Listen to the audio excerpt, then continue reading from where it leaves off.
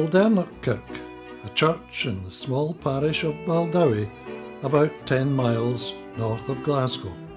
Larbert, a thriving village most of whose residents earn their living from the coal, iron or timber industries. The Theatre Royal in Glasgow. The Haymarket Theatre in London. Collier's Comedy Theatre on West 41st Street in New York, and the Culver City Film Studios in Los Angeles. What links all of these very diverse and scattered places? One man, born in 1887, who worked as a tinsmith, then a theatre actor, and finally a film actor in Hollywood. He is James Henderson Finlayson, who appeared in over 250 films, 35 of them with Laurel and Hardy. This programme will explore that career and reveal the links among the 6 places we've just identified.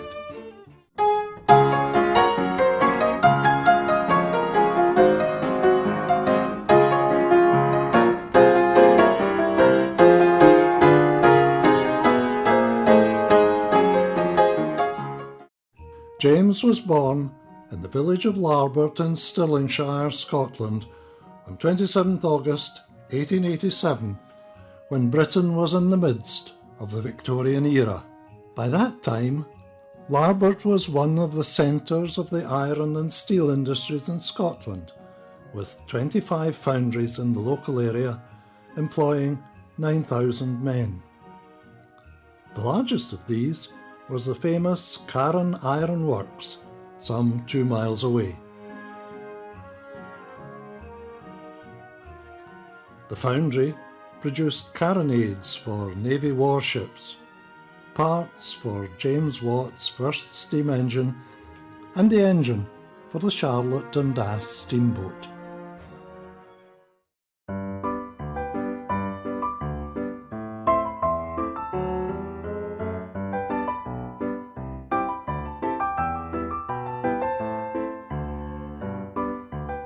The Finlaysons were a long-established family in the Larbert area with connections to the iron industry. Great-grandfather Malcolm and grandfather Robert were both iron grinders, working at Larbert grinding mills beside the River Carron, a short distance outside the village. At these mills, iron grinders smoothed off the extra bits from the rough iron castings ready for use. James' father, Alexander, was a blacksmith in one of the local foundries, probably that of Jones and Campbell. James' mother, Isabella Henderson, was from quite a different background and, indeed, different part of the country. James' great-grandfather, Robert Henderson, and grandfather James lived and worked in the area south of Stonehaven on the northeast coast of Scotland, in fishing villages like Johnshaven. In the 18th century, Johnshaven was one of the most important fishing ports in Scotland. As fishing declined, a sail-making factory saved the town. James Henderson served in the British Merchant Service, eventually gaining his master's certificate in 1851. He was in command of various merchant ships plying up and down the east coast of Scotland. James' mother, Isabella, was born in Dunnottar in 1861. Dunnottar is a small village just to the south of the fishing port of Stonehaven. It is dominated by the dramatic cliff-top Dunnottar Castle, captured from Edward I by William Wallace in 1297, host to kings and queens like Mary, Queen of Scots, and James VI, and the means of saving the honours of Scotland from Oliver Cromwell in 1652. In more modern times, it was the inspiration behind the location of the castle in Disney's animated feature film Brave. In the late 1870s, the family moved to Church Street in Stenhousemuir, the adjacent village to Larbert. At that point, Alexander and Isabella met and were married in Murchison Hall in nearby Falkirk, a fine building whose formal gardens ran down to the Forth and Clyde Canal. It had been the birthplace of Admiral Sir Charles Napier, who commanded ships in the Napoleonic, Syrian and Crimean Wars and led the Portuguese navy in the liberal wars of the 19th century. The hall has long since gone, but its site was in the middle of this modern road just outside the primary school gates. At the time of their marriage, Alexander was a blacksmith in an iron foundry, and Isabella worked in a Larbert shop. They settled down in a cottage on the driveway into Larbert Old Parish Church, just a few yards from Larbert Cross. This was the place where James was born in 1887. The house was demolished in the early 20th century, and the church halls now stand on the site. Over the years from 1881 to 1897, the Finlayson family of 5 girls and 3 boys gradually filled the family home with noise and laughter. No doubt, much of it coming from James, who emerged as the comedian of the group. A typical Victorian family. In 1892, James started attending Larbert Village School, a primary school just a few hundred yards along Main Street from his home. He was taught, first of all, in the infant building, before moving to the main building on Main Street. Around 1896, he transferred to the secondary school in the area, Larbert Central School, which was a mile away in the adjacent village of Stenhousemuir. Like many young lads of the time, he left school at the earliest opportunity, and by 1901 he was working as a tinsmith in the foundry of Jones and Campbell beside the railway in Larbert. The foundry made cast-iron stoves and fireplaces, and James would be producing accessories in tin plate, sheet iron coated in tin. In 1903, James' mother Isabella died at the age of 41, just a year after the death of her father James at the age of 84. By then, Isabella and Alexander were living in Dunotter Cottage in Victoria Road, Larbert.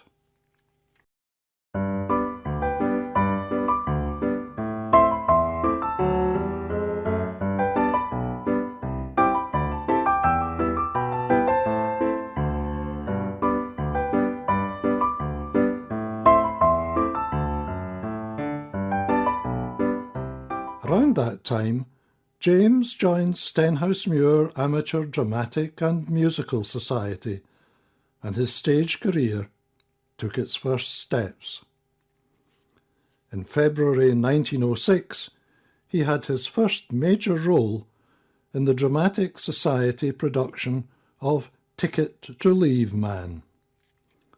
James, as Sam Willoughby, was always effervescing with life and humour, a characteristic which marked his later film career. This production took place in the Dobby Hall in Larbert, an impressive venue only recently opened, with a large stage and seating capacity of around 600. In 1907, James appeared in 2 productions.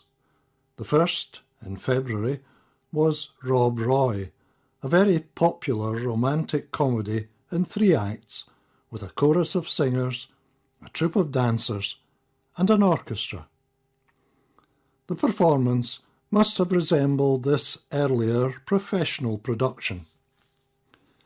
James played the part of Dougal Crater, and the Falkirk Herald newspaper reports that his acting could not possibly be improved upon.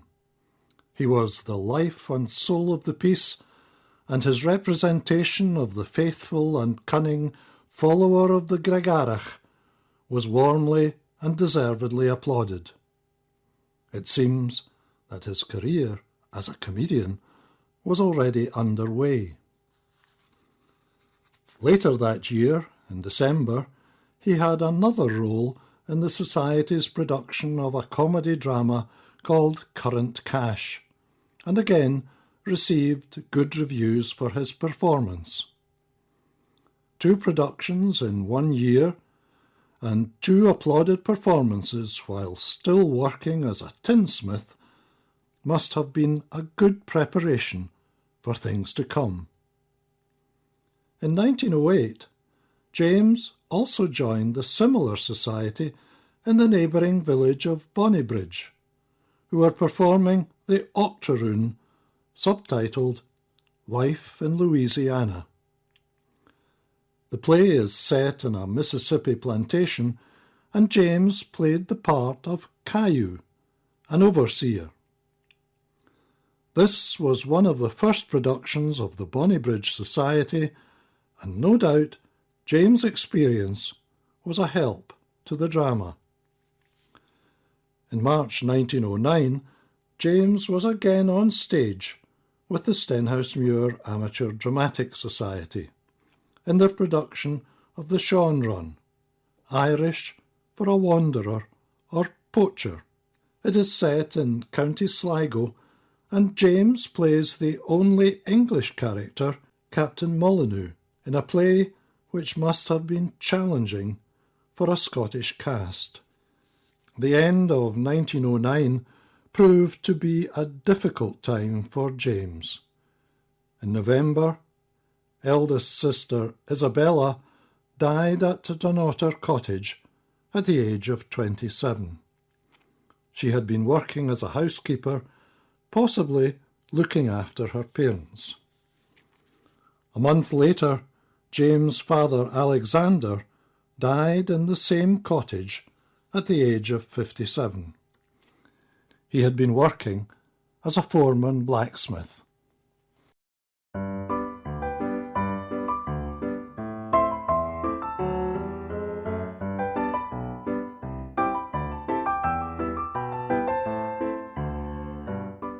In May 1910, James made his first professional appearance in the John Clyde production of Jeanie Deans at the Theatre Royal Glasgow and Edinburgh. The play is based on Sir Walter Scott's novel The Heart of Midlothian. James played the part of Jamie Ratcliffe and was deemed well suited to the part in the Glasgow Herald Review.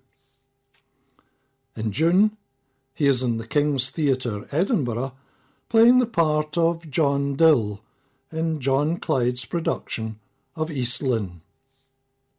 The next part of James' career was heavily influenced by actor, playwright and theatre impresario Graham Muffet. Graham was born in 1866 in Sauchiehall Street, Glasgow, later moving to neighbouring town Mulgai after his marriage. One of the plays that Graham had written was called Bunty Pulls the Strings. It was a comic play concerning the abilities of Bunty Bigger to pull the strings and get her father, a kirk elder, out of a mess over an old debt.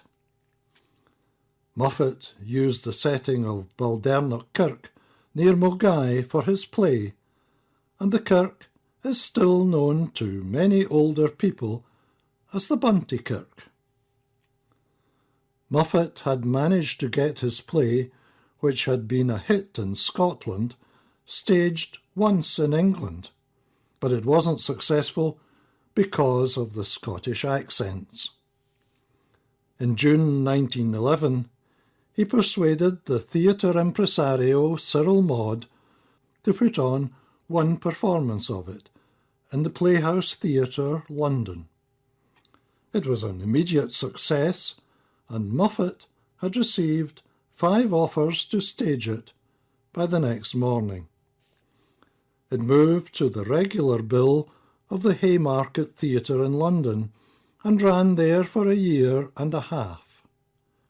James played the part of Rab Littleson, Bunty's father, in the early part of the play's run. Dirk Bogart's mother, Margaret Niven, also had a part. The American theatre impresario Lee Schubert saw the show and immediately secured the American rights to it, and booked the company to tour the States. Although the company was due to leave for the States in the autumn, James and younger brother Robert left from Glasgow on 27th May 1911 on the liner SS California, bound for New York. James is described as an actor and Robert an engineer.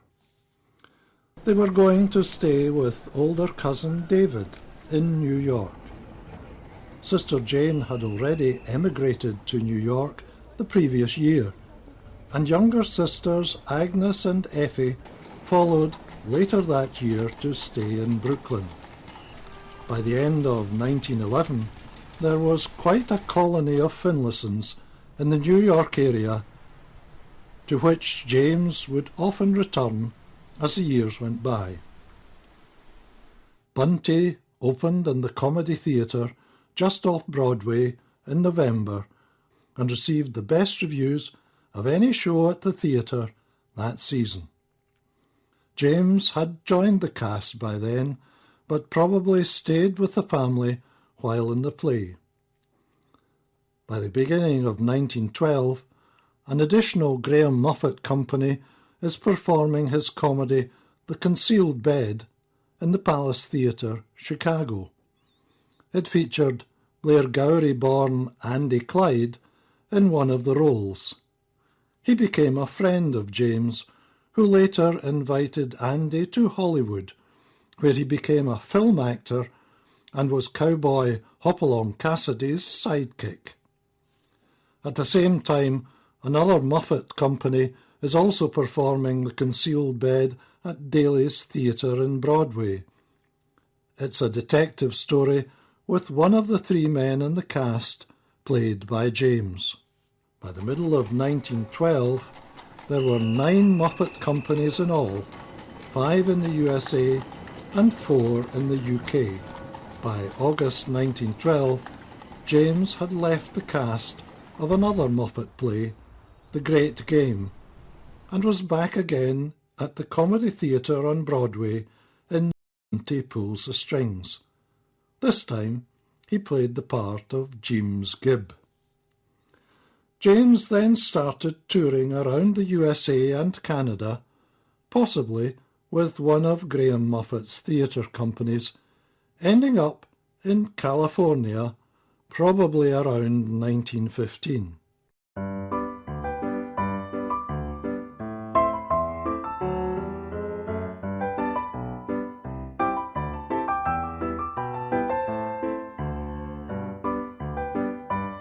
The new film industry in Hollywood was a natural attraction for James.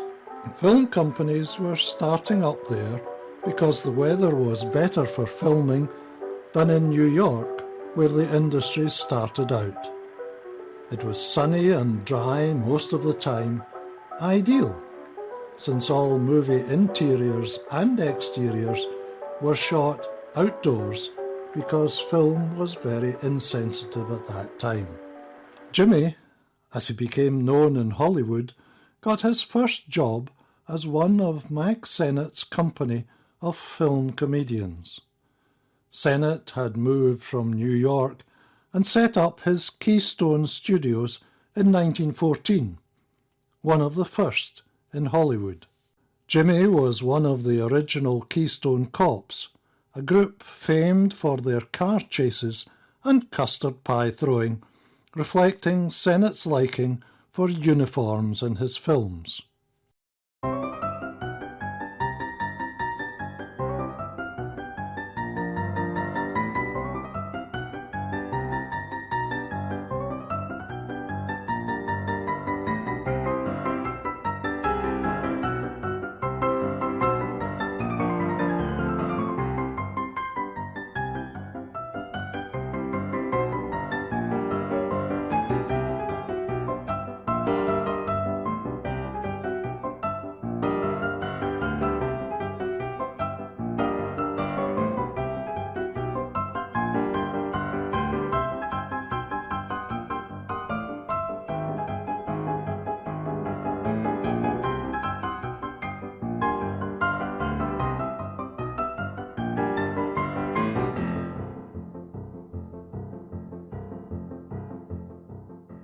By 1917, Jimmy was living in the Hotel St. George in Hollywood and now working for a film production company called LKO. LKO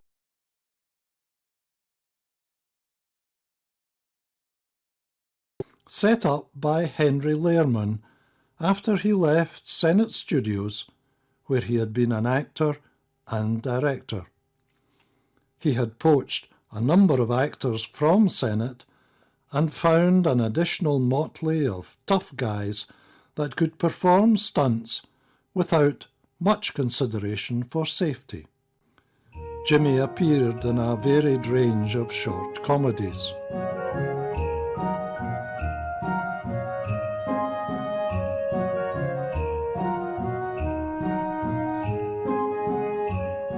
On 9th June 1915, he married Emily Cora Gilbert in a ceremony in Los Angeles.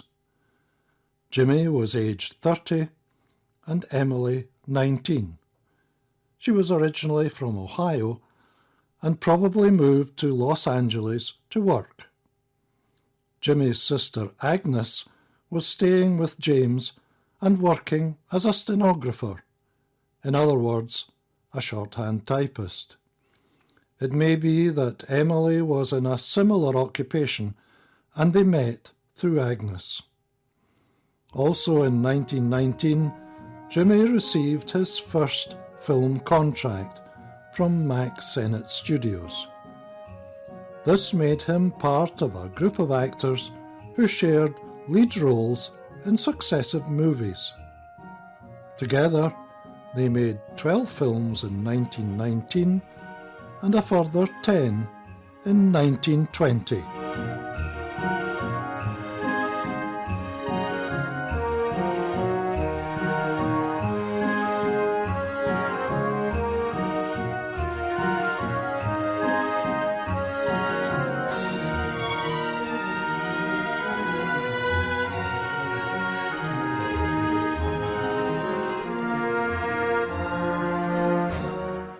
One of Jimmy's 1920s films was Down on the Farm, starring Louise Fazenda as a farmer's daughter.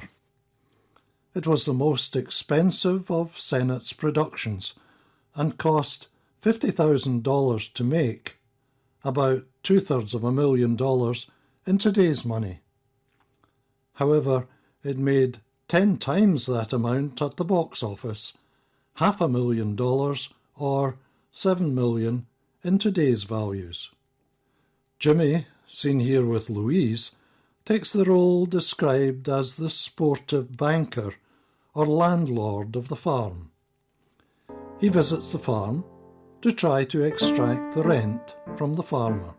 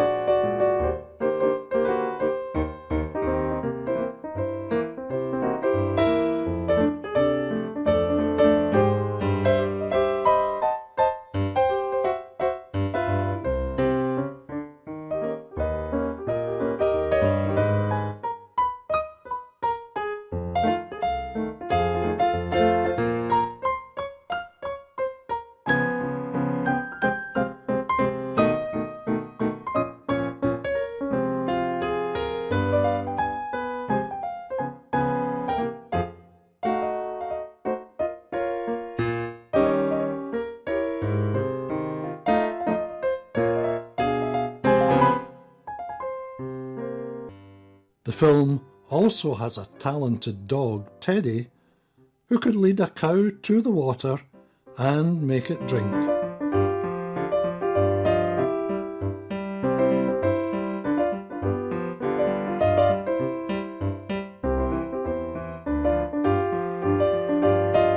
And baby Don Marianne, who seems to do his own stunts. No computer graphics to fake this one.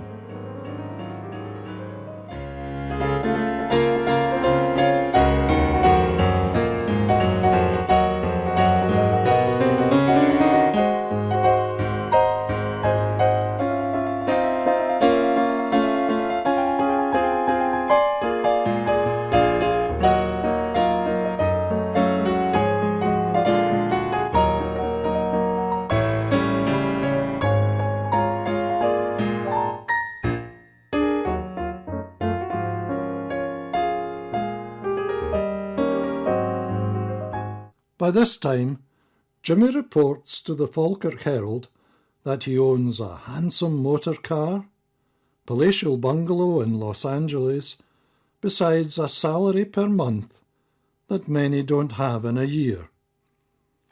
All of this just 10 years after he left the village. In 1921, Sennett released his longest film, a 7-reeler, about 70 minutes, called A Small Town Idol. It employed 1,000 extras and used the whole of Sennett's studio space with a budget of $350,000, about $5.8 million today. Jimmy played the comedy villain, J. Wellington Jones, trying to prevent Sam, the hero, from marrying his sweetheart Mary, the town beauty that Jimmy wants for himself. Here he is, taking the collection at the church service where Sam and Mary's banns are read.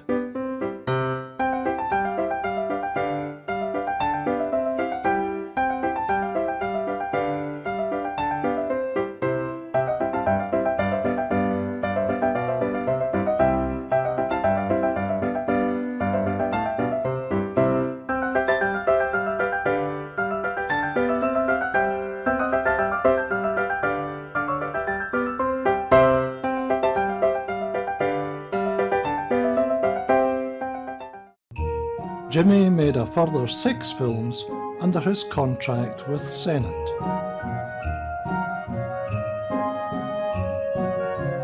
In 1923, Jimmy joined the team at Hal Roach Studios. The studio was situated in Culver City, one of the districts of Los Angeles. It had 2 film stages, a large back lot with sets that were used time after time, and a 10-acre ranch to house horses used in westerns which were usually shot there. Jimmy became one of the stars in the Hal Roach 2-reel comedies, one every 4 weeks, joining Frank Butler, Noah Young, Martha Sleeper, Marjorie Whities, Lucien Littlefield, and Blanche Mahaffey. Each one played a starring role in a different picture, depending on the requirements of the movie. Some of Jimmy's films around this time were either written by or directed by his friend Stan Laurel. In one of these, called Roughest Africa and labelled a Stan Laurel comedy, it is Jimmy who runs away with most of the laughs, with critics saying that his years of experience on Broadway are getting him just recognition.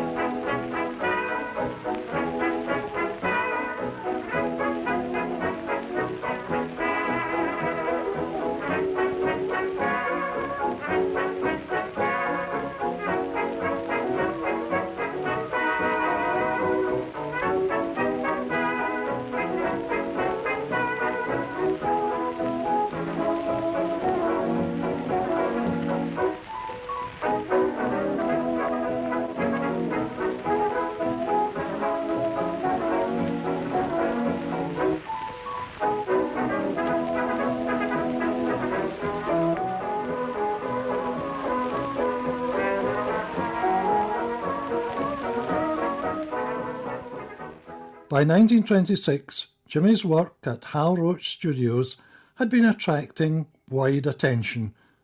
As a result, Roach gave him star status in the Hal Roach Star Comedy Group. The next 3 comedies, with Jimmy in the lead role, were directed by Stan Laurel.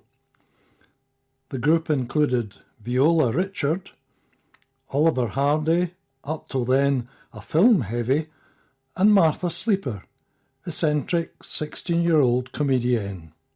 Sometimes Jimmy worked on one of the Our Gang series of films, directed by Bob McGowan. Our Gang was a bunch of youngsters who caused mayhem wherever they went. In the summer of 1926, James returned to Scotland for a holiday, and then joined the Our Gang cast and crew in London and travelled to other European cities: Paris, Rome, Venice and Naples. Jimmy plays a school teacher in charge of Our Gang, whose trip abroad turns into a series of comic disasters, in the end revealed as a dream brought on by a narcotic slipped into Jimmy's drink by the gang.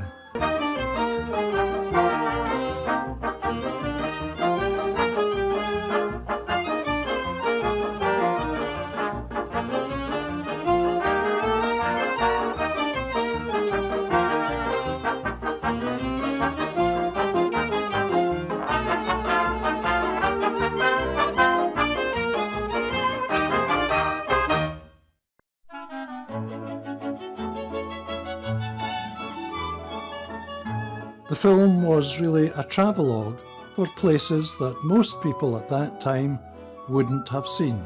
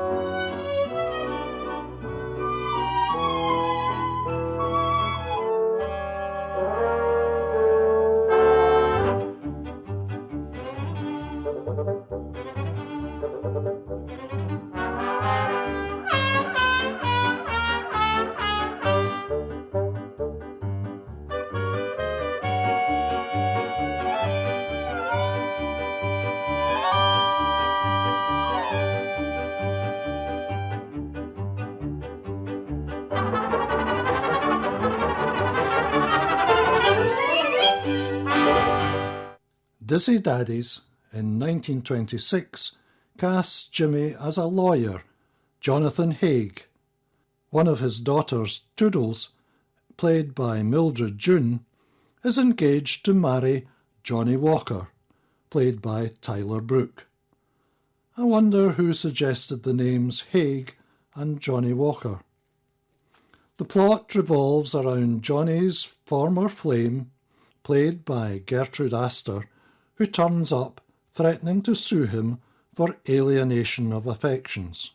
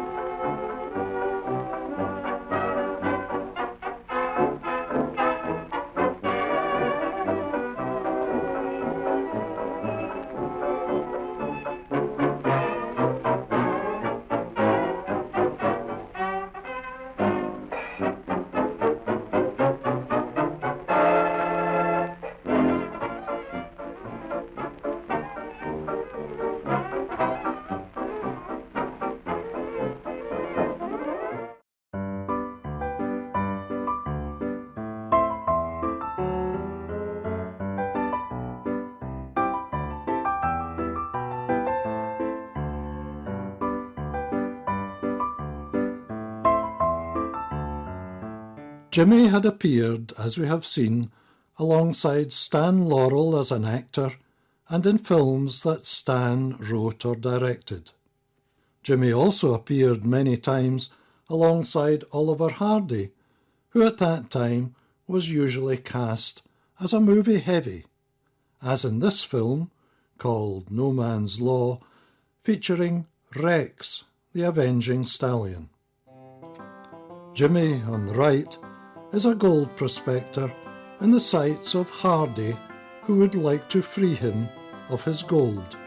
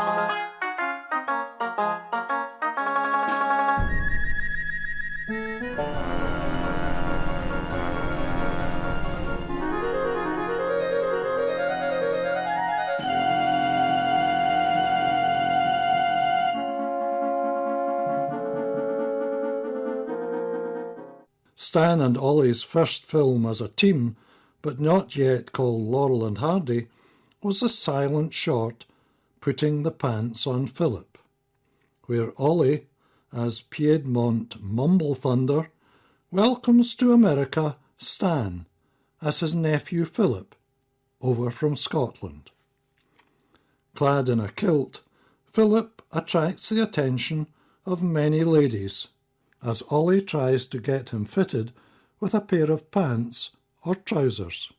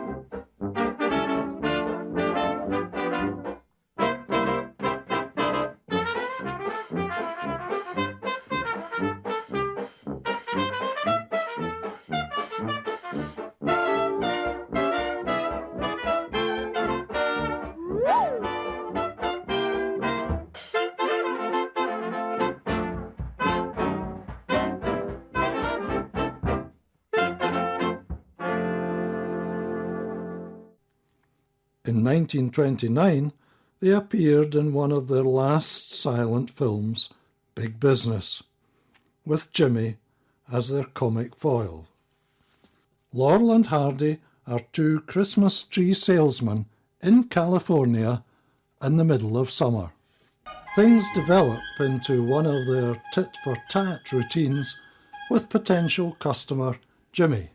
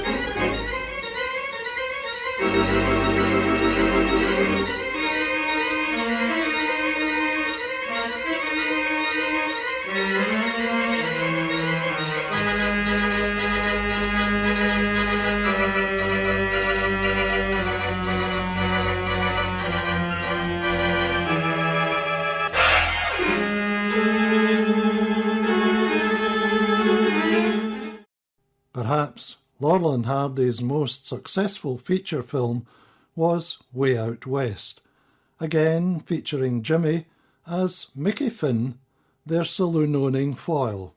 Their dance routine outside the saloon to the music of the Avalon Boys, The Trail of the Lonesome Pine, is one of the most shown clips from the film.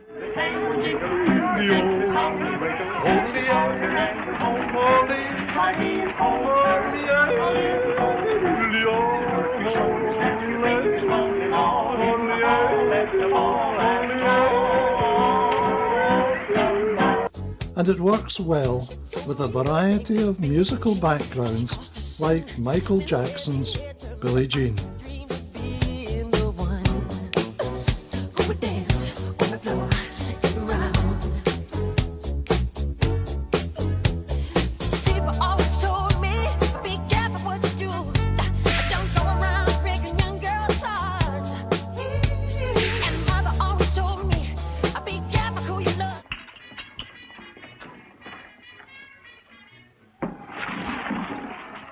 Howdy, James. What'll it be? Do you happen to know the whereabouts of a young lady by the name of Mary Roberts? Sure. She's around here someplace. Oh, I'm Miss Roberts' guardian. What do you want to see her for? Well, we have some very important news for her. Oh, what's it about? Well, I'm sorry, sir, but we're not supposed to discuss that with anyone but her. Yeah, you see, it's private. Her father died and left her a gold mine, and we're not supposed to tell anybody but her. See? Didn't we, Ollie? A gold mine? It's the biggest thing this Now life. that he's taken you into our confidence, you might as well know the rest.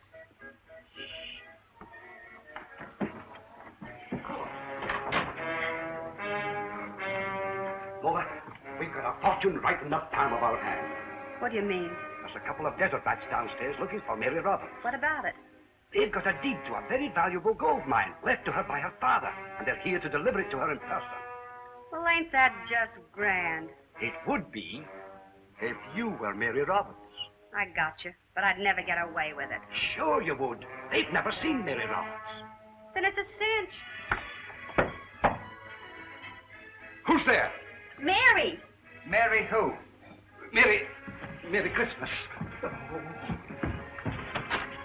Excuse me, Mr. Finn. One of these gentlemen dropped us at the foot of the stairs.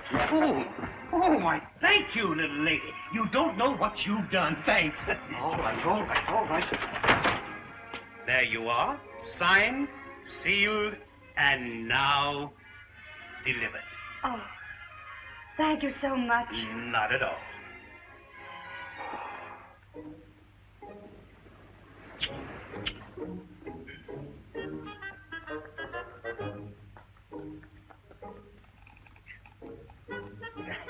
Hey, where are the tools? In the saddlebag. You better hand them to me. Okay.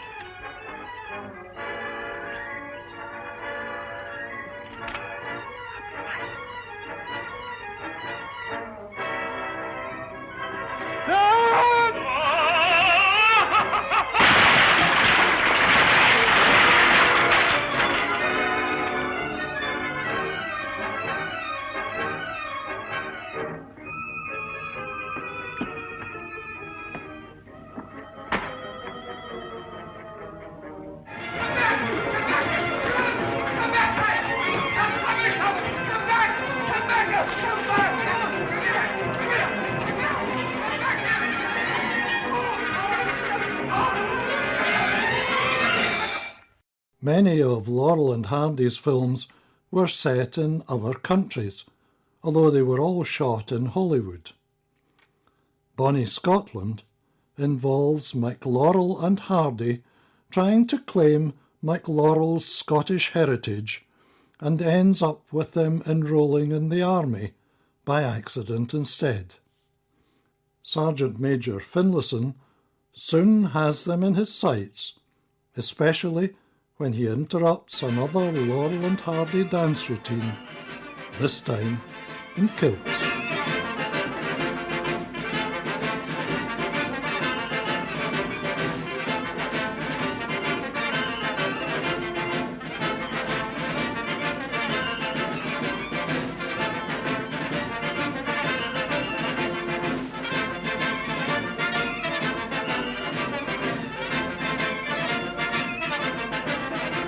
But the Rolling Stones could have added their own touch.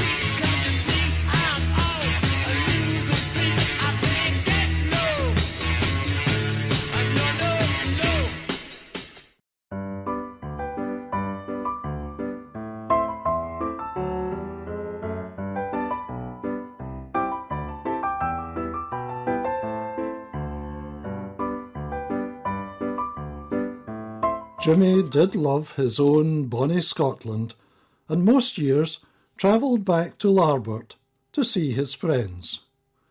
He usually stayed at the Plough Hotel in Stenhousemuir.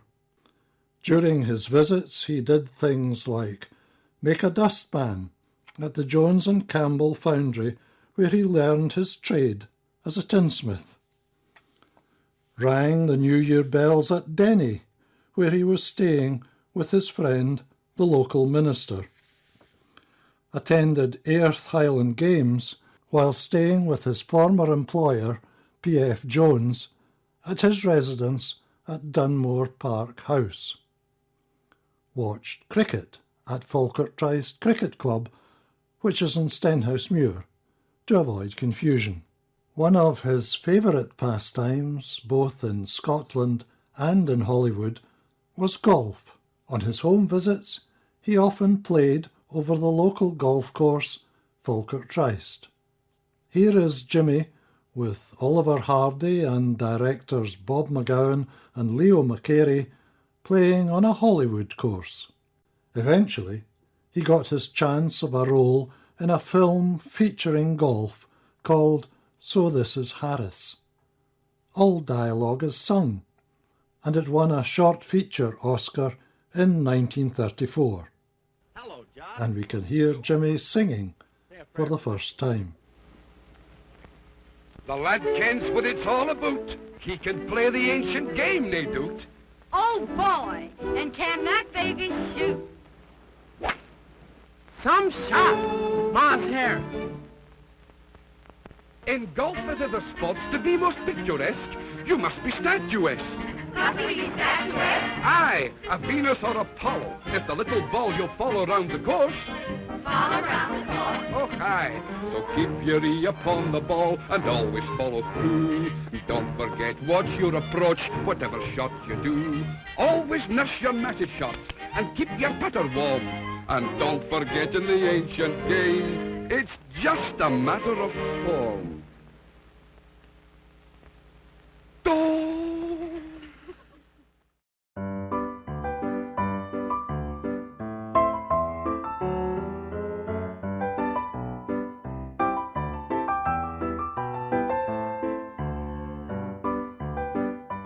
On some of his visits, he appeared in roles in a number of British films, usually made for Warner at Teddington Studios near London. During some of these occasions, he tried, unsuccessfully, to set up his own film production company, but couldn't obtain the finance. In his film career, spanning 34 years, he appeared in over 250 films. In the process, he was on screen with a host of stars.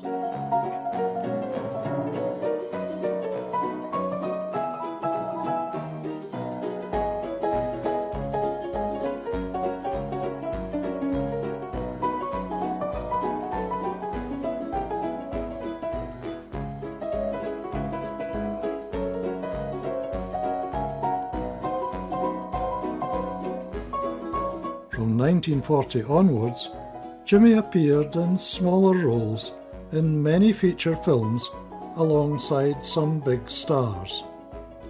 One film was directed by Alfred Hitchcock, another by Frank Capra. There were two with scores by Jerome Kern and André Previn, and one with words by P.G. Wodehouse.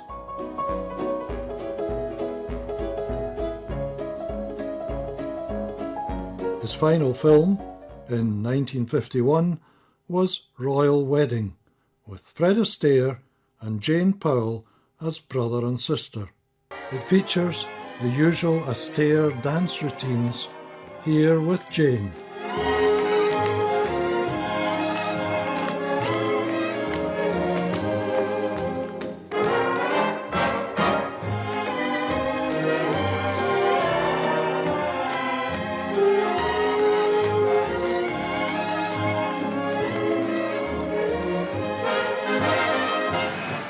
Jimmy played a very small part as a taxi driver. Excuse me? John! Phyllis, what's the matter? John, I want to marry you! What? I said I want to marry you! You do? Yes! Give me the Grand Prix Church of Kirkland! Right! Here. Jimmy passed away at his apartment in North Beechwood Drive, Hollywood, after a heart attack on 9th October 1953. He was found by his friend and possibly fiancée, English actress Stephanie Insel, with whom he had coffee every morning. When he failed to turn up on time at her apartment block just round the corner, she became worried and went to investigate. It is fitting that every time Jimmy stepped outside his house and looked left, he could see the iconic Hollywood sign on the hill above. Jimmy and his wife Emily divorced sometime around 1923. Emily survived him but died in 1981 and was buried in Los Angeles. However, it's interesting that Jimmy's memory lives on today in an unlikely character from the animated series The Simpsons, Homer Simpson. Doe happened because it was, when we were doing the 1 minute, it was annoyed grunt. And I asked Matt what's an annoyed grunt, and he goes, whatever you want. And I had remembered from the Laurel and Hardy movies I watched on television as a kid, Jim Finlayson, who was the Scottish comedian who was a foil to Laurel and Hardy. And he would always go, Doe, which I've subsequently discovered or believed to be the reason he said that was he was trying to say damn, but you couldn't say damn in those, so it was like he would say no, because he couldn't say damn, you know. So I did a sort of do like that, and Matt said, we only got a minute, so you have to kind of make that faster. So we went do, and that's how do came about. Do. Do. Do.